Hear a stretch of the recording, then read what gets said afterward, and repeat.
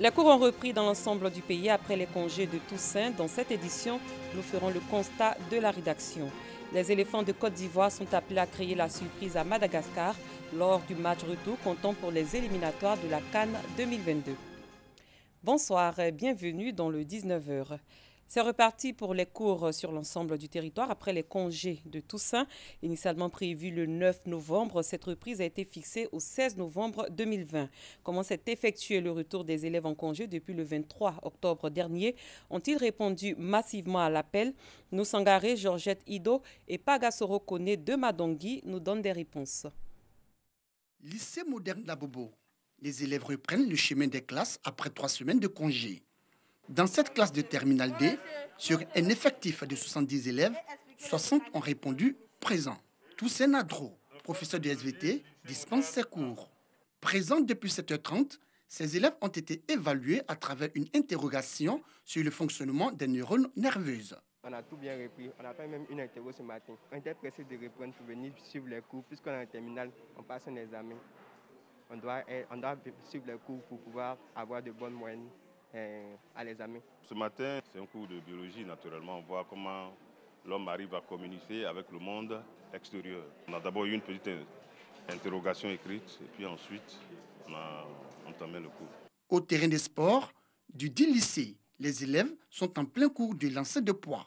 On a le lancer de poids, mais déjà, nous sommes en train de nous entretenir d'abord que les enfants l'abordent. Dans ce lycée de 12 000 élèves, la reprise est effective, rassurent les responsables. Les cours ont effectivement repris aujourd'hui après les 3 semaines de repos. Et comme vous l'avez constaté tout à l'heure, tout le personnel est en place, les élèves également, et les cours ont effectivement repris. Il y a quelques élèves qui sont encore hésitants. Donc, en tout cas, quand ils vont apprendre que les cours ont effectivement repris, je crois bien que nous allons faire le plein d'ici le soir. Au groupe scolaire des 2 plateaux nord, dans la commune de Cocody, même ambiance.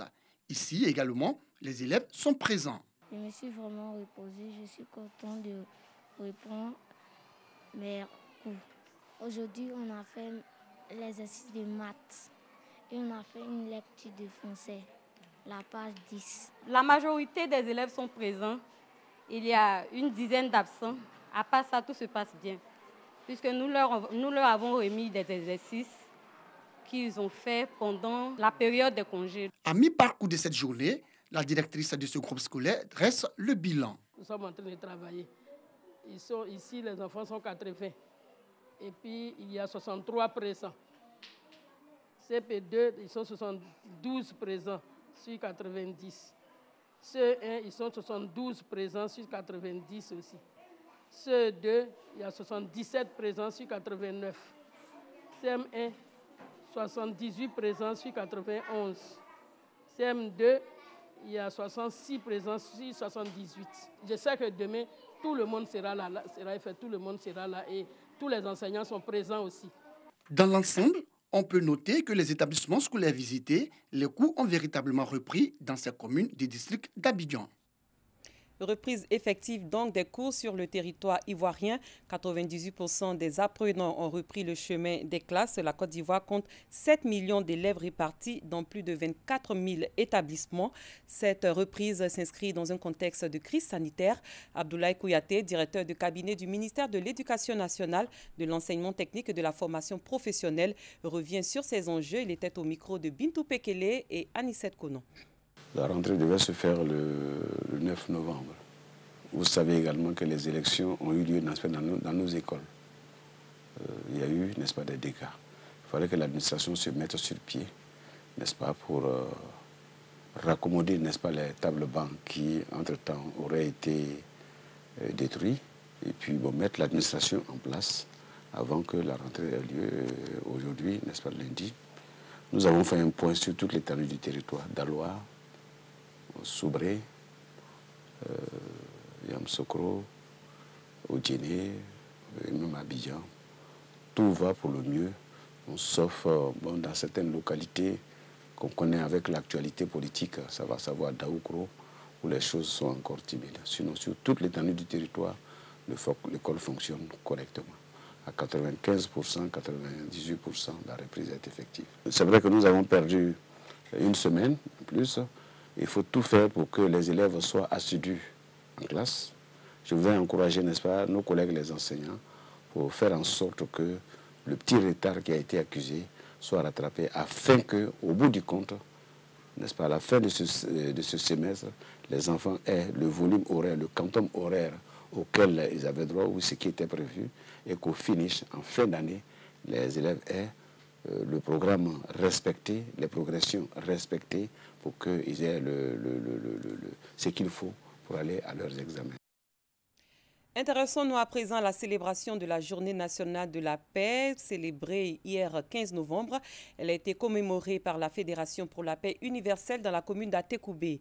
Au menu, dont à la maternité, prières et conférences sur la paix. C'est la commune d'Atekoubé qui a été choisie par la Fédération pour la paix universelle pour la commémoration de la Journée nationale de la paix. À cette occasion, des dons ont été faits à la maternité de cette commune aux mères qui ont donné naissance en ce jour de célébration. Pour les ambassadeurs, la paix doit faire partie des actions quotidiennes de tout un chacun. Quand il y a la paix, tout est possible. On peut aller au marché, on peut aller au travail, on peut faire ses activités. En tout cas, la paix est un élément commun que nous devons sans cesse préserver. Et nous sommes réunis pour magnifier la paix et faire des bénédictions pour l'avenir de la Côte d'Ivoire. Nous avons profité, prier pour la Côte d'Ivoire, prier pour la paix et surtout pour le maintien de la paix. Je suis fier des communautés d'Atekoubé. Je suis fier des religieux d'Atekoubé, des jeunes et des femmes d'Atekoubé. Je suis fier du Conseil de paix d'Atekoubé. Je suis fier de votre engagement. Que nous soyons tous de vrais bâtisseurs et artisans de paix, comme le président Félix Houphouët-Boigny. Que nous soyons tous viscéralement attachés aux uns et aux autres et pour le développement de notre pays. Prière pour l'établissement d'une paix durable en Côte d'Ivoire et conférences sur le vivre ensemble ont meublé cette célébration de la Journée nationale de la paix. Dans les prochains jours, la Fédération pour la paix universelle va sillonner les villes de l'intérieur du pays pour sensibiliser à la paix et la cohésion sociale. Dans la même veine, le collectif des associations et mouvements de jeunesse burkinabé en Côte d'Ivoire entend œuvrer pour la paix dans le pays.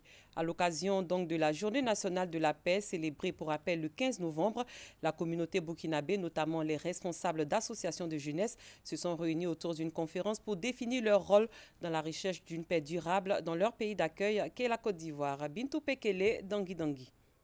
Migration et cohésion sociale en période de conflit. Retour d'expérience en Côte d'Ivoire et ailleurs. C'est autour de ce thème que le collectif des associations et mouvements de la jeunesse burkinabé vivant en Côte d'Ivoire célèbre sa 6e édition de la Journée de la paix dans la commune d'Atekoubé. Objectif, appeler la jeunesse burkinabé à contribuer à la paix dans leur pays d'accueil. Migration parce que nous sommes une forte communauté vivant ici en Côte d'Ivoire. Et cohésion sociale parce que nous en avons besoin. Donc pourquoi ne pas vraiment prôner cette paix-là en parlant de cohésion sociale? Pour que chaque Burkinabé, partout où il se trouve ici, comprenne que sans la paix, on ne peut rien et que chacun doit absolument cultiver cette paix-là. On a besoin quand même de cohésion sociale et de communiquer entre nous, communautés, pour apaiser quand même les tensions. Cette cérémonie, soutenue par le consul du Burkina en Côte d'Ivoire, a été l'occasion pour Paulin Claude Danho, maire de la commune d'Atekoubé, d'appeler la communauté burkinabé à œuvrer en faveur de la paix, tant recherchée sur tous les continents. Lorsqu'on parle de paix, c'est universel.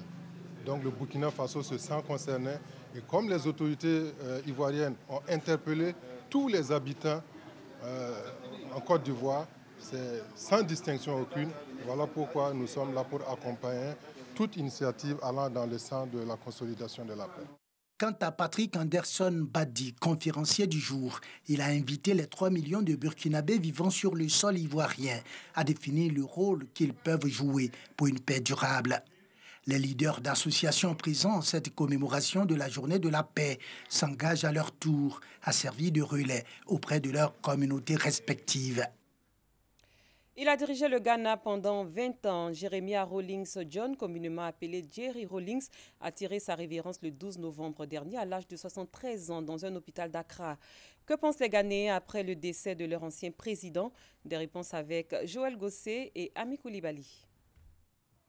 Dans la capitale ghanéenne, le souvenir de Jerry Rawlings est dans tous les esprits. Certains disent toujours être choqués par la disparition de l'ex-président. C'est un grand choc pour tous les Ghanéens. Personne ne le savait. Nous venons d'apprendre la nouvelle. Mais cet homme est un homme bon. C'est un bon leader. Je me souviens que j'ai voyagé au Nigeria un jour et les Nigérians disaient « Si nous avions des gens comme Rawlings dans ce pays, le Nigeria sera un meilleur pays. » C'est une surprise, un grand choc pour nous. Nous avons appris la nouvelle et c'était comme à l'époque de la mort d'Evan Atta Mills, un autre ancien président du Ghana. Quand nous avons vécu un changement du climat. Et ce changement de climat signifie en quelque sorte qu'une personnalité importante nous a quittés. Il va vraiment nous manquer. Auteur de 2 coups d'État, le premier en 1979 et le second en 1981, Gigi, comme l'appelaient affectueusement ses compatriotes, a conquis le cœur des Ghanéens.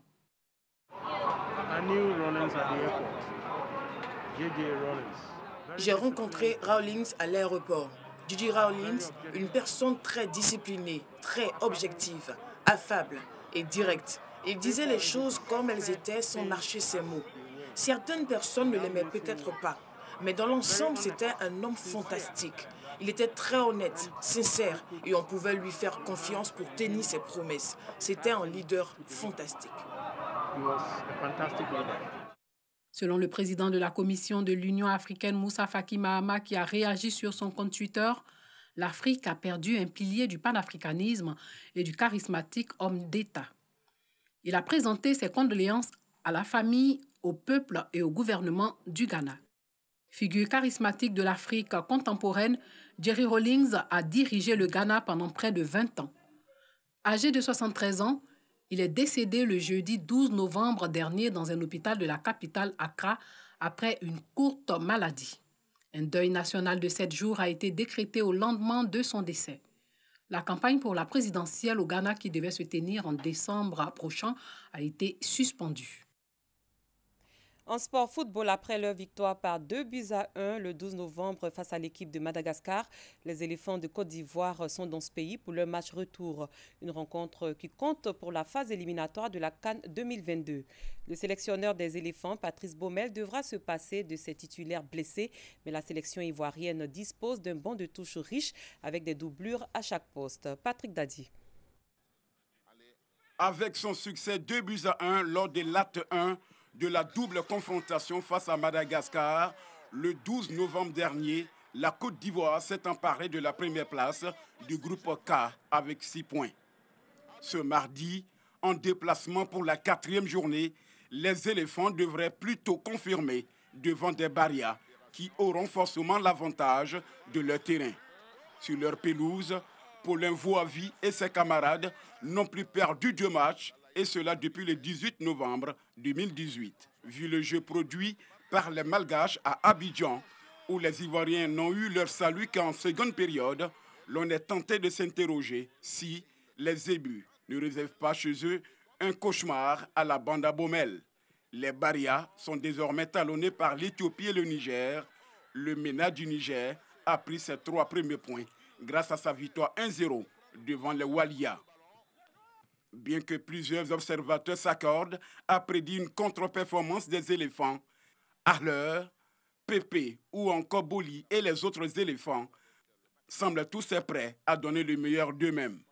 Avec cette détermination ajoutée au statut mondial de nos pachydermes et l'avantage de succès des Ivoiriens lors des confrontations entre ces 2 pays, la Côte d'Ivoire doit pouvoir créer la surprise à Tamatave. Fin de ce 19h. Merci de votre aimable attention. Très bonne soirée. À demain, même heure.